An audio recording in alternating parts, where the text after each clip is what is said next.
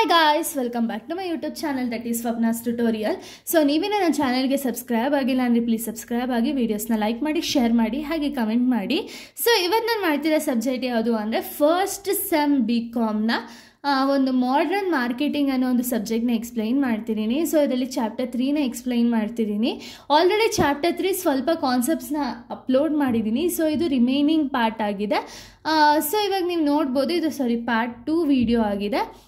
ಈ ಒಂದು chapter name ಯಾವುದು ಅಂದರೆ ಪ್ರಾಡಕ್ಟ್ ಆ್ಯಂಡ್ ಪ್ರೈಸಿಂಗ್ ಸ್ಟ್ರಾಟಜಿ ಅಂತ ಹೇಳಿ. ಸೊ ಈ ಒಂದು ವಿಡಿಯೋದಲ್ಲಿ ನಾವು ಪ್ರೀವಿಯಸ್ ವಿಡಿಯೋದಲ್ಲಿ ನಾವು ಪ್ರಾಡಕ್ಟ್ ಬಗ್ಗೆ ಕಂಪ್ಲೀಟಾಗಿ ತಿಳ್ಕೊಂಡಿದ್ದು. ಇವಾಗ ಪ್ರೈಸಿಂಗ್ ಬಗ್ಗೆ ಹೇಳ್ತಾ ಹೋಗೋಣ, ಆಯಿತಾ. ಫಸ್ಟ್ ಆಫ್ ಆಲ್ ಪ್ರೈಸಿಂಗ್ ಅಂದರೆ ಏನು, ಯಾವ ರೀತಿ ಆಬ್ಜೆಕ್ಟಿವ್ಸ್ನ ಇಟ್ಕೊಂಡು ಪ್ರೈಸ್ ಅನ್ನೋದನ್ನ ಒಂದು ಪ್ರಾಡಕ್ಟ್ಗೆ ಫಿಕ್ಸ್ ಮಾಡಬೇಕು ಅನ್ನೋದೆಲ್ಲ ಈ ಒಂದು ಕಾನ್ಸೆಪ್ಟಲ್ಲಿ ಹೇಳ್ತಾ ಹೋಗ್ತೀನಿ, ಓಕೆನಾ. ಫಸ್ಟ್ ಪ್ರೈಸಿಂಗ್ ಅಂದರೆ ಏನು ಅಂದರೆ it is the process of determining consideration given in exchange for the transfer of the ownership of the product, and it is the process of determining what a company will receive in exchange for its product. ಅಂದರೆ ಇವಾಗ ನೀವೊಂದು product ಅನ್ನೋದನ್ನ manufacture ಮಾಡ್ತೀರಾ ಅಂದ್ಕೊಳ್ಳಿ, ಆಯಿತಾ. ಈ ಪ್ರಾಡಕ್ಟ್ಗೆ ನೀವು ಇವಾಗ ಈ ಪ್ರಾಡಕ್ಟ್ನ ಇವಾಗ ನೀವೇ ಮ್ಯಾನುಫ್ಯಾಕ್ಚರ್ ಮಾಡಿಬಿಟ್ಟು ನೀವೇ ಎಷ್ಟಂತ ಕನ್ಸ್ಯೂಮ್ ಮಾಡ್ತೀರಾ, ಆಗಲ್ಲ. ಈ ಒಂದು ಪ್ರಾಡಕ್ಟ್ನ ನೀವು ಅಲ್ಟಿಮೇಟ್ ಕನ್ಸ್ಯೂಮರ್ ಅಥವಾ ಯಾವೊಂದು ಕನ್ಸ್ಯೂಮರ್ಗೆ ನಿಮ್ಮ ಒಂದು ಪ್ರಾಡಕ್ಟ್ಸು ನೆಸಸರಿ ಇರುತ್ತೆ ಅವ್ರಿಗೆ ಎಕ್ಸ್ಚೇಂಜ್ ಮಾಡ್ತೀರಾ ಅಲ್ವಾ. ಸೊ ಈ ಒಂದು ಎಕ್ಸ್ಚೇಂಜ್ ಮಾಡಬೇಕಾದ್ರೆ ಇವಾಗ ನೀವು ಇವ್ರಿಗೆ ಗೂಡ್ಸ್ ಅನ್ನೋದನ್ನ ಕೊಡ್ತೀರಾ, ಬಟ್ ಇನ್ ರಿಟರ್ನ್ ಇವ್ರು ನಿಮ್ಗೆ ಏನಾದರೂ ಕೊಡಬೇಕಲ್ಲ. ಸೊ ಇನ್ ರಿಟರ್ನ್ ಇವ್ರು ನಿಮ್ಗೆ ಏನು ಕೊಡ್ತಾರೆ ಅಂದರೆ ಅಮೌಂಟ್ ಅನ್ನೋದನ್ನ ಕೊಡ್ತಾರೆ ಅಥವಾ ಪ್ರೈಸ್ ಅನ್ನೋದನ್ನ ಕೊಡ್ತಾರೆ.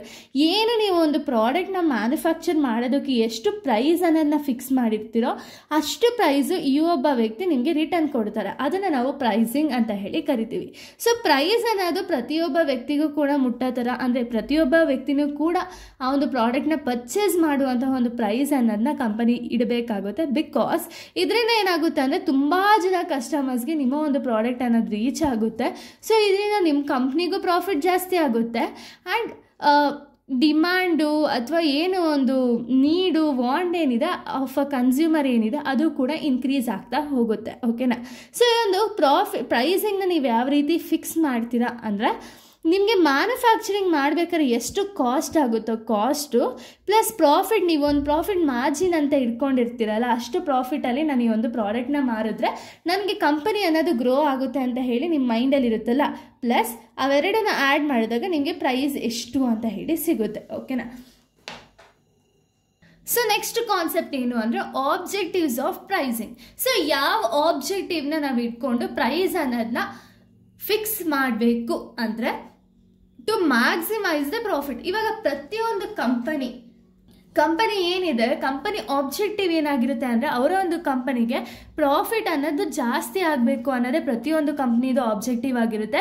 ಸೊ ನಾವು ಯಾವ ರೀತಿ ಪ್ರೈಸ್ ಅನ್ನೋದನ್ನ ಫಿಕ್ಸ್ ಮಾಡಬೇಕು ಅಂದರೆ ಕಂಪನಿಗೆ ಪ್ರಾಫಿಟ್ ಆಗಬೇಕು ಆ್ಯಂಡ್ ಕಂಪನಿಯ ಒಂದು ನೇಮು ಫೇಮ್ ಏನಿದೆ ಅದು ಕೂಡ ಇನ್ಕ್ರೀಸ್ ಆಗಬೇಕು. ಸೊ ಯಾಕೆ ಈ ಪ್ರೈಸ್ಗೂ ನೇಮ್ ಫ್ರೇಮ್ಗೂ ಏನು ಸಂಬಂಧ ಅಂದರೆ ಇವಾಗ ಪ್ರೈಸ್ನ ನೀವು ಕರೆಕ್ಟಾಗಿ ಫಿಕ್ಸ್ ಮಾಡೋದ್ರಿಂದ ಏನಾಗುತ್ತೆ ಅಂದರೆ ಅಲ್ಲಿ ತುಂಬ ಜನಕ್ಕೆ ಇವಾಗ ನೀವು ತುಂಬ ಜನನ ನೋಡಿಕೊಂಡು ಪ್ರೈಸ್ನ ಫಿಕ್ಸ್ ಮಾಡ್ತೀರಾ ಅಂದರೆ ಇವಾಗ ನಿಮ್ಮ ಒಂದು ಪ್ರಾಡಕ್ಟ್ಗಿರೋ ವ್ಯಾಲ್ಯೂ ಏನಾಗುತ್ತೆ ಅಂದರೆ ಇನ್ಕ್ರೀಸ್ ಆಗುತ್ತೆ. ಸೊ ಆವಾಗ ಏನಾಗುತ್ತೆ ನಿಮ್ಮ ಒಂದು ಪ್ರಾಡಕ್ಟ್ ಡಿಮ್ಯಾಂಡ್ ಏನಿದೆ ಅದು ಕೂಡ ಇನ್ಕ್ರೀಸ್ ಆಗುತ್ತೆ. ಸೊ ಇದರಿಂದ ನಿಮಗೆ ಆಲ್ಮೋಸ್ಟ್ ಮ್ಯಾಕ್ಸಿಮೈಸ್ ಪ್ರಾಫಿಟ್ ಅನ್ನೋದು ಸಿಗುತ್ತೆ, ಓಕೆನಾ. ಸೊ ಇದು ಫಸ್ಟ್ ಆಬ್ಜೆಕ್ಟಿವ್ ಆಗಿದೆ.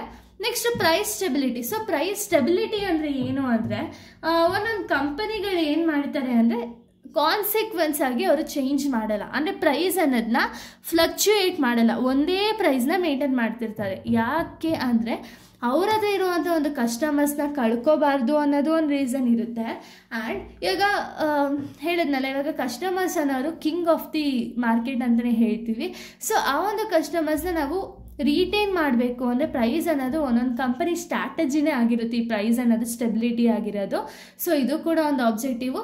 Next competitive situation. So competitive situation ಅಂದರೆ ನಾವು ಪ್ರೈಸ್ ಅನ್ನೋದು ಒಂದು ಪ್ರಾಡಕ್ಟ್ಗೆ ಪ್ರೈಸ್ ಅನ್ನೋದನ್ನ ಫಿಕ್ಸ್ ಮಾಡಬೇಕಾದ್ರೆ ನಮ್ಮ ಕಾಂಪಿಟೇಟರ್ಸ್ ಯಾರ್ಯಾರಿದ್ದಾರೆ, ಯಾವ ಥರ ಪ್ರೈಸ್ನ ಫಿಕ್ಸ್ ಮಾಡಿದ್ರೆ ನಮ್ಮ ಕಾಂಪಿಟೇಟರ್ಸ್ಗಿಂತ ನಮ್ಮ ಒಂದು ಪ್ರಾಡಕ್ಟ್ ವ್ಯಾಲ್ಯೂ ಅನ್ನೋದು ಇನ್ಕ್ರೀಸ್ ಆಗುತ್ತೆ ಅನ್ನೋದನ್ನ ನೋಡಿಕೊಂಡು ಒಬ್ಬ ಪ್ರೊಡ್ಯೂಸರ್ ಏನಿದ್ದಾರೆ ಅವರು ಪ್ರೈಸ್ ಅನ್ನೋದನ್ನ ಫಿಕ್ಸ್ ಮಾಡಬೇಕಾಗುತ್ತೆ, ಆಯಿತಾ. ನೆಕ್ಸ್ಟು ಅಚೀವಿಂಗ್ ಅ ಟಾರ್ಗೆಟ್ ರಿಟರ್ನ್. ಅಂದರೆ ಇವಾಗ ಪ್ರೈಸ್ ಅನ್ನೋದನ್ನ ಫಿಕ್ಸ್ ಮಾಡ್ತೀರಾ ಅಂದ್ಕೊಳ್ಳಿ, ಬಟ್ ಆ ಪ್ರೈಸ್ ನೀವೇನೋ ಲೋ ಕಾಸ್ಟಾಗೆ ಫಿಕ್ಸ್ ಮಾಡಿರ್ತೀರಿ, ಯಾಕೆಂದರೆ ಜಾಸ್ತಿ ಕನ್ಸ್ಯೂಮರ್ಸ್ನ ಅಟ್ರ್ಯಾಕ್ಟ್ ಮಾಡಲಿ ಅಂತ. ಬಟ್ ನಾವು ಅಟ್ರ್ಯಾಕ್ಟ್ ಮಾಡೋದಕ್ಕೂ ಹೌದು, ನಾವು ಪ್ರೈಸ್ ಅನ್ನೋದನ್ನ ಡೌನ್ ಮಾಡಬೇಕು. ಬಟ್ ನಮ್ಮ ಒಂದು ಟಾರ್ಗೆಟ್ ರಿಟರ್ನ್ ಏನಿದೆ, ಒಂದು ರಿಸ್ಕು ಇರಬಾರ್ದು ಆ್ಯಂಡ್ ಒಂದು ಜಾಸ್ತಿ ಪ್ರಾಫಿಟು ಆಗ್ದಂಗೆ ನಮ್ಮ ಒಂದು ಮಾರ್ಜಿನ್ ಏನಿದೆ, ಪ್ರೈಸ್ ಲೈನ್ ಏನಿದೆ, ಅದು ಯಾವತ್ತೂ ಕೂಡ ಕಡಿಮೆ ಆಗಬಾರ್ದು. ನಮಗೆ ಎಷ್ಟು ರಿಟರ್ನ್ ಬರುತ್ತೋ ಅಷ್ಟು ರಿಟರ್ನ್ ಬರೋ ಥರ ಪ್ರೈಸ್ ಅನ್ನೋದನ್ನ ನಾವು ಫಸ್ಟೇ ಫಿಕ್ಸ್ ಮಾಡಬೇಕಾಗುತ್ತೆ. ಓಕೆನಾ. Next capturing the market. So capturing the market ಅಂದರೆ ಏನು ಅಂದರೆ, ಈಗ ಒಂದೊಂದು ಕಂಪನಿ ಏನು ಮಾಡ್ತಾರೆ ಅಂದರೆ ಇನಿಷಿಯಲ್ ಸ್ಟೇಜ್ ಅಂದರೆ ಪ್ರಾಡಕ್ಟ್ನ ಪ್ರೊಡ್ಯೂಸ್ ಮಾಡಿದಾಗ ಅವರ ಒಂದು ಕಾಸ್ಟ್ ಅನ್ನೋದು ಲೋ ಇರುತ್ತೆ, ಆಯಿತಾ. ಯಾಕೆ ಈ ಲೋ ಪ್ರೈಸ್ನ ಹೇಳ್ತಾರೆ ಅಂದರೆ ಕಸ್ಟಮರ್ಸ್ನ ಅಟ್ರ್ಯಾಕ್ಟ್ ಮಾಡೋದಕ್ಕೆ. ಅದೇ ರೀತಿ ಇವಾಗ ಕಸ್ಟಮರ್ಸ್ ಏನಾದ್ರು ಜಾಸ್ತಿ ಆಗ್ತಾ ಹೋದರು ಅಂದ್ಕೊಳ್ಳಿ, ಆವಾಗ ಪ್ರೈಸ್ ಅನ್ನೋದು ಇಮಿಡಿಯೇಟ್ಲಿ ಹೈ ಮಾಡ್ತಾರೆ. ಯಾಕೆ ಅಂದರೆ ಈಗ ಡಿಮ್ಯಾಂಡ್ ಜಾಸ್ತಿ ಆಗ್ತಿದೆ ಅಂದರೆ ಪ್ರೈಸ್ ಅನ್ನೋದು ಕೂಡ ಜಾಸ್ತಿ ಮಾಡ್ತಾರಲ್ಲ. ಸೊ ಅದಕ್ಕೆ ಒಂದೊಂದು ಕಂಪನಿ ಇನಿಷಿಯಲ್ ಸ್ಟೇಜಲ್ಲಿ ಪ್ರೈಸ್ ಅನ್ನೋದನ್ನ ಕಡಿಮೆ ಇಟ್ಟಿರ್ತಾರೆ, ಹೋಗ್ತಾ ಹೋಗ್ತಾ ಹೋಗ್ತಾ ಪ್ರೈಸ್ ಅನ್ನೋದನ್ನ ಜಾಸ್ತಿ ಮಾಡ್ತಾ ಹೋಗ್ತಾರೆ. ಓಕೆನಾ. Next ability to pay. So ಇಲ್ಲಿ ಎಬಿಲಿಟಿ ಟು ಪೇ ಅಂದರೆ ಏನು ಅಂದರೆ, ಈಗ ಆಗಲೇ ಹೇಳ್ದಂಗೆ ಲೆವೆಲ್ ಆಫ್ ಕನ್ಸ್ಯೂಮರು ಯಾವ ರೀತಿ ಪ್ರಾಡಕ್ಟ್ಸ್ನ ಬೈ ಮಾಡ್ತಾರೆ, ಅಥವಾ ಎಷ್ಟು ರೀತಿ, ಇವಾಗ ನಾವೊಂದು ಈಗ ಹೈ ಪೇ ಮಾಡೋರಿಗೆ ಒಂದು ಪ್ರಾಡಕ್ಟ್ನ ಪ್ರೊಡ್ಯೂಸ್ ಮಾಡ್ತೀವಿ, ಲೋವರ್ ಪೇಗೆ ಒಂದು ಪ್ರಾಡಕ್ಟ್ನ ಪ್ರೊಡ್ಯೂಸ್ ಮಾಡ್ತೀವಲ್ಲ. ಸೊ ಇದರಲ್ಲಿ ನಮಗೆ ಯಾರು ಮೇನ್ ಅನಿಸ್ತಾರೆ ಅಂದರೆ ಯಾರು ನಮ್ಮ ಒಂದು ಪ್ರಾಡಕ್ಟ್ನ ಜಾಸ್ತಿ ಬೈ ಮಾಡ್ತಾರೆ ಅಂತ ನಮ್ಗೆ ಅನಿಸುತ್ತೆ, ಅಥವಾ ಯಾರು ನಮ್ಮ ಒಂದು ಪ್ರಾಡಕ್ಟ್ಗೆ ರಿಟರ್ನನ್ನು ಜಾಸ್ತಿ ಕೊಡ್ತಾರೆ ಅನಿಸುತ್ತೆ. ಈಗ ಎಕ್ಸಾಂಪಲ್, ನಾವು ಹೈಯರ್ ಕ್ಲಾಸ್ ಪೀಪಲ್ಗೆ ನಾವು ಪ್ರಾಡಕ್ಟನ್ನು ನಾವು ಪ್ರೊಡ್ಯೂಸ್ ಮಾಡ್ತೀವಿ ಅಂದರೆ ಅದಕ್ಕೆ ಯೂಶ್ವಲಿ ಪ್ರೈಸ್ ಅನ್ನೋದು ಹೈ ಇರಬೇಕು. ಬಟ್ ನಮ್ಮಂಥವ್ರಿಗೆಲ್ಲ ಪ್ರಾಡಕ್ಟ್ನ ಪ್ರೊಡ್ಯೂಸ್ ಮಾಡ್ತೀವಿ ಅಂದರೆ ಸೊ ನಮಗೆ ಯೂಶ್ವಲಿ ನಾವೇನು ನೋಡ್ತೀವಿ ಅಂದರೆ ಲೋ ಪ್ರೈಸ್ ಇರಬೇಕು, ಕ್ವಾಂಟಿಟಿ ಚೆನ್ನಾಗಿರಬೇಕು, ಕ್ವಾಲಿಟಿ ಪ್ರತಿಯೊಂದನ್ನು ಕೇಳ್ತೀವಲ್ವಾ. ಸೊ ಯಾವ ಥರ ಕನ್ಸ್ಯೂಮರ್ಸ್ಗೆ ಯಾವ ಥರ ಪೇ ಮಾಡ್ತಾರೆ, ಯಾವ ಥರ ಪ್ರಾಡಕ್ಟ್ಸ್ನ ಪ್ರೊಡ್ಯೂಸ್ ಮಾಡಿದ್ರೆ ಅವ್ರಿಗೆ ಯಾವ ಥರ ಪೇ ಮಾಡ್ತಾರೆ ಅಂತ ಹೇಳಿ ನೋಡಿಕೊಂಡು ಪ್ರಾಡಕ್ಟ್ ಅನ್ನೋದನ್ನ ಪ್ರೊಡ್ಯೂಸ್ ಮಾಡಬೇಕಾಗುತ್ತೆ. ನೆಕ್ಸ್ಟ್ ನಾವು ನೋಡೋದಾದರೆ long run welfare of the firm. ಅಂದರೆ ಇವಾಗ ಲಾಂಗ್ ಟೈಮ್ ಆಗಿ ಮಾರ್ಕೆಟಲ್ಲಿ ಒಂದು ಕಂಪನಿ ಸ್ಟೇ ಆಗಬೇಕು ಅಂದರೆ ಅವರೇನು ಮಾಡ್ತಾರೆ, ಇನಿಷಿಯಲ್ ಸ್ಟೇಜಲ್ಲಿ ಆಗಿರ್ಬೋದು ಅಥವಾ ಅವರ ಒಂದು ಪ್ರೈಸ್ ಅನ್ನೋದನ್ನ ಸ್ಟೆಬಲ್ ಆಗಿ ಮೇಂಟೈನ್ ಮಾಡ್ತಾರೆ. ಸೊ ಇದರಿಂದ ಜಾಸ್ತಿ ಕನ್ಸ್ಯೂಮರ್ಸ್ನ ಅಟ್ರಾಕ್ಟ್ ಮಾಡ್ಬೋದು ಆ್ಯಂಡ್ ತುಂಬ ದಿವಸ ಮಾರ್ಕೆಟಲ್ಲಿ ಇರ್ಬೋದು ಅನ್ನೋ ರೀಸನಿಂದ ಈ ರೀತಿ ಒಂದು ಆಬ್ಜೆಕ್ಟಿವ್ ಅನ್ನೋದನ್ನ ಇಟ್ಕೊಂಡಿರ್ತಾರೆ. Next cash flow objective. So ಇಲ್ಲಿ ಕ್ಯಾಶ್ ಫ್ಲೋ ಆಬ್ಜೆಕ್ಟಿವ್ ಅಂದರೆ ಏನು ಅಂದರೆ, ಸೊ ಇವಾಗ ಕಂಪನಿ ಏನಾದರೂ ಎಲ್ಲಾದರೂ ಇನ್ವೆಸ್ಟ್ ಮಾಡಿದರೆ ಅವಾಗ ಏನು ಮಾಡಬೇಕು ಅಂದರೆ ಅವರು ರಿಕವರ್ ಮಾಡ್ಕೋಬೇಕಲ್ವ ಇನ್ವೆಸ್ಟ್ ಮಾಡಿರೋ ಅಮೌಂಟ್ನ. ಅಥವಾ ಏನೋ ಲಾಸ್ ಆಯಿತು ಅಥವಾ ಏನೋ ಒಂದು ಇಶ್ಯೂ ಆಯಿತು ಅಂದರೆ ನಾವು ಕ್ಯಾಶ್ ಫ್ಲೋ ಅನ್ನೋದು ಕಂಪ್ನೀಲಿ ಪ್ರಾಪರಾಗಿ ಮೇಂಟೈನ್ ಮಾಡೋದ್ರಿಂದ ಏನಾಗುತ್ತೆ ಅಂದರೆ ಕ್ಯಾಶ್ ಅನ್ನೋದು ಯಾವ ರೀತಿಯಾದ್ರೂ ನಾವು ಸಂಪಾದನೆ ಮಾಡ್ತಾ ಹೋಗ್ಬೋದು. ಸೊ ಕ್ಯಾಶ್ ಫ್ಲೋ ಅನ್ನೋದು ಕಂಪ್ನೀಲಿ ಪ್ರಾಪರಾಗಿ ನಾವು ಮೇಂಟೈನ್ ಮಾಡ್ತಾ ಹೋಗಬೇಕಾಗುತ್ತೆ. Next product line promotion objective. ಅಂದರೆ ಪ್ರಾಡಕ್ಟ್ ಲೈನ್ ಪ್ರಮೋಷನ್ ಆಬ್ಜೆಕ್ಟಿವ್ ಅಂದರೆ ಇವಾಗ ಲಾರ್ಜ್ ಬೇಸ್ ಆಫ್ ಕಸ್ಟಮರ್ನ ಅಟ್ರಾಕ್ಟ್ ಮಾಡಬೇಕು ಅನ್ನೋ ರೀಸನ್ಗೆ ಅವೇರ್ನೆಸ್ ಅನ್ನೋದನ್ನ ಮೂಡಿಸ್ತಾರೆ. ಅಂದರೆ ಪ್ರಾಡಕ್ಟ್ ಬಗ್ಗೆ ತಿಳುವಳಿಕೆ ಅನ್ನೋದನ್ನ ಮೂಡಿಸ್ತಾರೆ, ಆಯಿತಾ. ಈಗ ನಮಗೆ ಒಂದು ಮಾರ್ಕೆಟಲ್ಲಿ ಒಂದೊಂದು ಪ್ರಾಡಕ್ಟ್ ಲಾಂಚ್ ಆಗಿರುತ್ತೆ, ಬಟ್ ಆ ಪ್ರಾಡಕ್ಟ್ ಬಗ್ಗೆ ನಮ್ಗೆ ಅವೇರ್ನೆಸ್ ಅನ್ನೋದೇ ಇರಲ್ಲ. ಯಾಕೆ ಅಂದರೆ ಆ ಪ್ರಾಡಕ್ಟ್ ಎಲ್ಲೂ ಕೂಡ ಅಡ್ವರ್ಟೈಸ್ ಆಗಿರಲ್ಲ, ಅಥವಾ ಎಲ್ಲೂ ಕೂಡ ಆ ಪ್ರಾಡಕ್ಟ್ ಬಗ್ಗೆ ಒಂದು ಕೂಡ ಏನು ಒಬ್ರಿಗೂ ಕೂಡ ಗೊತ್ತಿಲ್ಲ ಅಂದರೆ ಆವಾಗ ಪ್ರಾಡಕ್ಟ್ ಅನ್ನೋದನ್ನ ಯಾರು ಕೂಡ ಪರ್ಚೇಸೇ ಮಾಡಲ್ಲ. ಸೊ ಅದಕ್ಕೆ ಏನು ಮಾಡಬೇಕಾಗುತ್ತೆ ಅಂದರೆ ಪ್ರಮೋಷನ್ ಮಾಡೋದ್ರಿಂದ ಸೊ ಪ್ರಾಡಕ್ಟ್ ಅನ್ನೋದು ತುಂಬ ಚೆನ್ನಾಗಿ ಅವೇರ್ನೆಸ್ ಅನ್ನೋದು ಕ್ರಿಯೇಟ್ ಆಗುತ್ತೆ, ಆಯಿತಾ.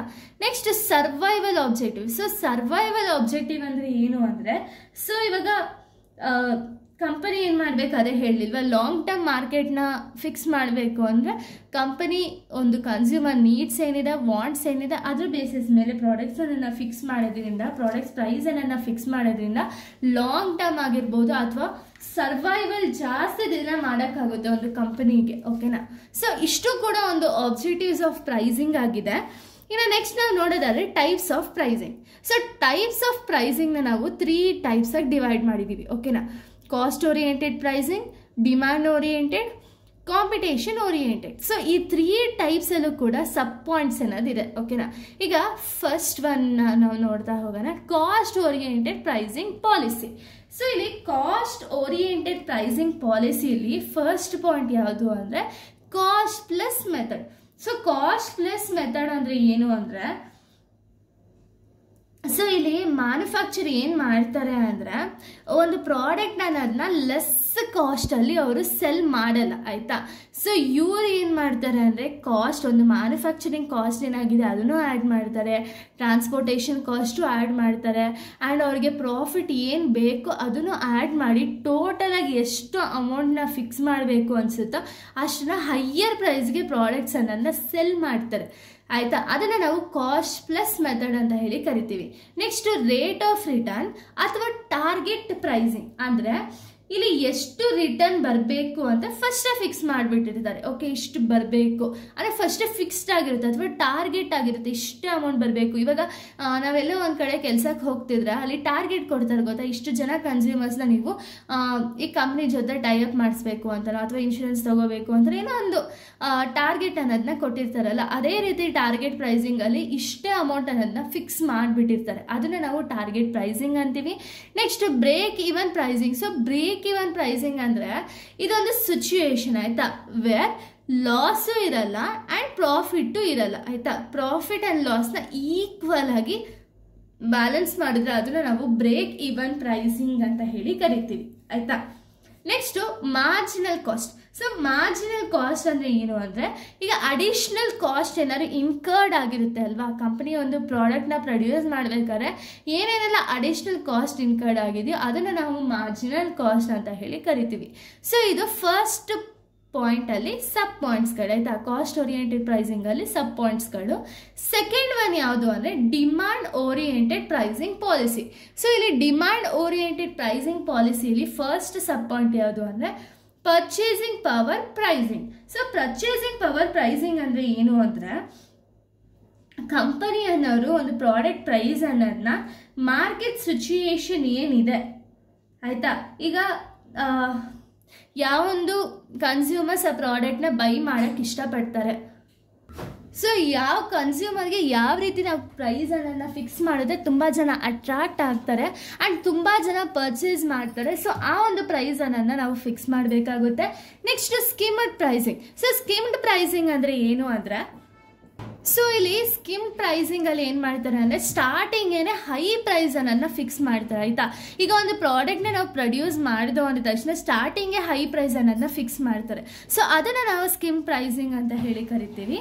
Next penetration pricing. So penetration pricing ಅಂದರೆ ಏನು ಅಂದರೆ ಇನಿಷಿಯಲ್ ಸ್ಟೇಜ್, ಇವಾಗ ಒಂದು ಪ್ರಾಡಕ್ಟ್ ಅನ್ನೋದನ್ನ ಪ್ರೊಡ್ಯೂಸ್ ಆದಾಗ ಆ ಸ್ಟೇಜಲ್ಲಿ ಏನು ಮಾಡ್ತಾರೆ ಅಂದರೆ ಪ್ರಾಡಕ್ಟ್ ಪ್ರೈಸ್ ಅನ್ನೋದು ತುಂಬ ಲೋ ಇರುತ್ತೆ.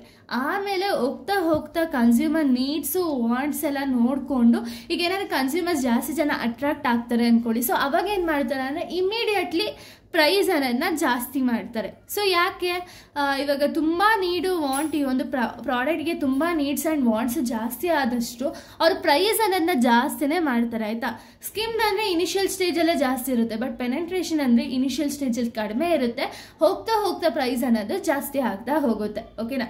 ಸೊ ಇದು ಸೆಕೆಂಡ್ ಪಾಯಿಂಟ್. ಇನ್ನು ನಾವು ಥರ್ಡ್ ಪಾಯಿಂಟ್ನ ನೋಡೋದಾದರೆ ಥರ್ಡ್ ಪಾಯಿಂಟ್ ಬಂದ್ಬಿಟ್ಟು competition oriented pricing policy. So competition oriented pricing ಪಾಲಿಸೀಸಲ್ಲೂ ಕೂಡ ಸಬ್ ಪಾಯಿಂಟ್ಸ್ಗಳಿದೆ. ಯಾವುದಾದ್ರು ಅಂದರೆ going rate policy first one. So going rate policy ಅಂದರೆ ಏನು ಅಂದರೆ ಸೊ ಕಂಪನಿ ಏನು ಮಾಡ್ತಾರೆ ಅಂದರೆ ಒಂದು ಪ್ರಾಪರಾಗಿ ರೇಟ್ ಅನ್ನೋದನ್ನ ಫಿಕ್ಸ್ ಮಾಡ್ತಾರೆ. ಸೊ ಇದರಿಂದ ಏನಾಗುತ್ತೆ ಅಂದರೆ ಪ್ರಾಡಕ್ಟ್ ಅನ್ನೋದು ಬೇಗನೆ ಸೇಲ್ ಆಗುತ್ತೆ ಅನ್ನೋ ರೀಸನ್ಸ್ಗೆ ಅವರು ಪ್ರಾಡಕ್ಟ್ ಪ್ರೈಸ್ ಅನ್ನೋದನ್ನ ಯಾವ ಪ್ರೈಸಿಗೆ ಬೇಕು, ಇವಾಗ ಕನ್ಸ್ಯೂಮರ್ಗೆ ಯಾವ ಪ್ರೈಸಿಗೆ ಬೇಕು ಅನಿಸ್ತಿರುತ್ತೋ ಅಥವಾ ಎಷ್ಟು ಪ್ರೈಸ್ನ ನಾವು ಒಂದು ಪ್ರಾಡಕ್ಟ್ನ ಫಿಕ್ಸ್ ಮಾಡಿದ್ರೆ ಅದು ಜಾಸ್ತಿ ಓಡುತ್ತೋ ಆ ಒಂದು ಪ್ರೈಸನ್ನು ಫಿಕ್ಸ್ ಮಾಡ್ತಾರೆ.